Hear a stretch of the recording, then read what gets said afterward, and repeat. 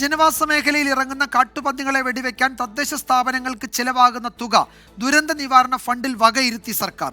തദ്ദേശ സ്ഥാപനങ്ങൾക്ക് സാമ്പത്തിക വർഷം 1 ലക്ഷം രൂപ വരെ ചെലവഴിക്കാൻ കഴിയും. AV ജയശങ്കർ വിവരങ്ങൾ നൽകും. പത്തനംതിട്ടയിൽ നിന്ന് ജയശങ്കർ, ഇത് തദ്ദേശ സ്ഥാപനങ്ങൾക്ക് ഒരു ആശ്വാസമാകുമോ? എന്താണ് ഈ നീക്കത്തിന്റെ മറ്റു വിശദാംശങ്ങൾ?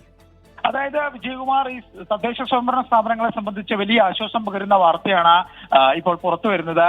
ഈ കാട്ടുപന്നികളെ വെടിവെക്കുന്നതുമായി ബന്ധപ്പെട്ട് തദ്ദേശ സ്വയംഭരണ സ്ഥാപനങ്ങൾക്ക് സാമ്പത്തിക വർഷത്തിൽ 1 ലക്ഷം രൂപ വരെ ചിലവഴിക്കാം. ഈ കാട്ടുപന്നികളെ വെടിവെക്കാൻ നിയോഗിക്കുന്ന ഷൂട്ടർക്ക് 1500 രൂപ വരെ പ്രതിഫലം നൽകാം. ഒപ്പം തന്നെ ഈ കാട്ടുപന്നിയുടെ സംസ്കാര ചടങ്ങുകൾക്ക് 2000 രൂപ വരെ ചെലവഴിക്കാനും അനുമതിയുണ്ട്. നേരത്തെ ഈ തദ്ദേശ സ്ഥാപനങ്ങൾ അവരുടെ തനത് ഫണ്ടിൽ നിന്നാണ് ഇതിനുള്ള ചെലവുകൾ വഹിച്ചുകൊണ്ടിരുന്നത്.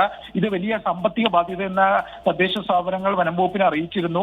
പിന്നീടാണ് ഇതൊക്കെ ദുരന്ത നിവാരണ നിയമത്തിന്റെ പരിധിയിൽ വരുന്ന ഘട്ടത്തിൽ നമ്മൾ ഉൾപ്പെടെ ഇതുമായി ബന്ധപ്പെട്ട് തദ്ദേശ സ്ഥാപനങ്ങളുടെ പ്രശ്നങ്ങൾ വാർത്തയാക്കിയതാണ്. എന്തായാലും തദ്ദേശ സ്വയംഭരണ സ്ഥാപനങ്ങളെ സംബന്ധിച്ച് വലിയ ആശ്വാസം പകരുന്ന വാർത്തയാണ്. ഇനി മുതൽ ജനവാസ മേഖലയിൽ കാട്ടുപന്നി ഇറങ്ങിയ അതിന്റെ വെടിവെക്കൽ ഉൾപ്പെടെ പ്രതിരോധ പ്രവർത്തനങ്ങൾക്കുള്ള ഫണ്ട് ദുരന്ത നിവാരണ നിധിയിൽ നിന്നായിരിക്കും ചെലവഴിക്കുക.